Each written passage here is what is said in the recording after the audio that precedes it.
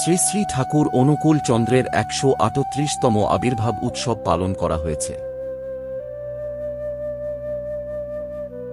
১৯ December শুক্রবার ঝালকাঠির হরিসভা মন্দির প্রাঙ্গণে র্যালি, সাংস্কৃতিক অনুষ্ঠান ও ঠাকুরের জীবনী নিয়ে আলোচনা করা হয়। আনন্দ বাজার প্রসাদ বিতরণ, মাতৃ সম্মেলন ও ধর্মীয় আলোচনার মধ্য দিয়ে দিনব্যাপী ঠাকুর অনুকূল চন্দ্রের আবির্ভাব মহোৎসব শেষ হয়।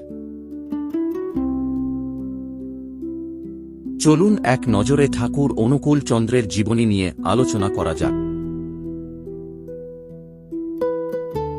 বাবা অনুকূলচন্দ্র ছিলেন একজন প্রখ্যাত আধ্যাত্মিক সাধক, দার্শনিক ও সৎসঙ্গ আন্দোলনের প্রতিষ্ঠাতা। তিনি ১৮৮৮ সালের ১৪ সেপ্টেম্বর তৎকালীন বেঙ্গল প্রেসিডেন্সির পাবনা জেলার হেমায়েতপুরে জন্মগ্রহণ করেন। শৈশব থেকেই তাঁর মধ্যে গভীর আধ্যাত্মিকতা, মানব কল্যাণবোধ ও নেতৃত্বগুণ লক্ষ্য করা যায়।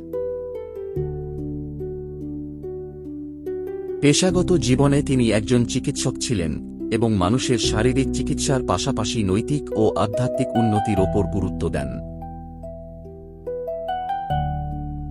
তাঁর মতে, জীবনের পূর্ণতা আসে ধর্ম, বিজ্ঞান ও নৈতিকতার সমন্বয়ে।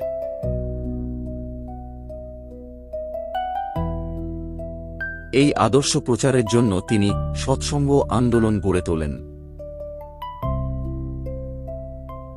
১৯৪৬ সালে তিনি সৎসঙ্গ আশ্রমের কেন্দ্র হিসেবে দেওঘর প্রতিষ্ঠা করেন, যা পরে সৎসঙ্গীদের প্রধান তীর্থস্থানে পরিণত হয়।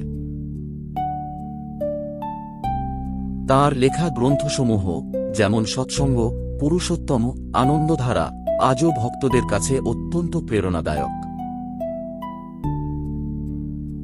১৯৬৯ সালের ২৬ জানুয়ারি বাবা অনুকূলচন্দ্র মহাপ্রয়াণ করেন।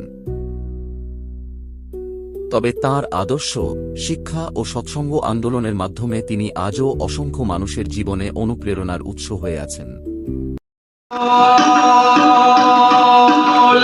তিনি যেতে পারেন কথা, অকুলেতে দেবেন ফুল, অকুলেতে দেবেন ফুল।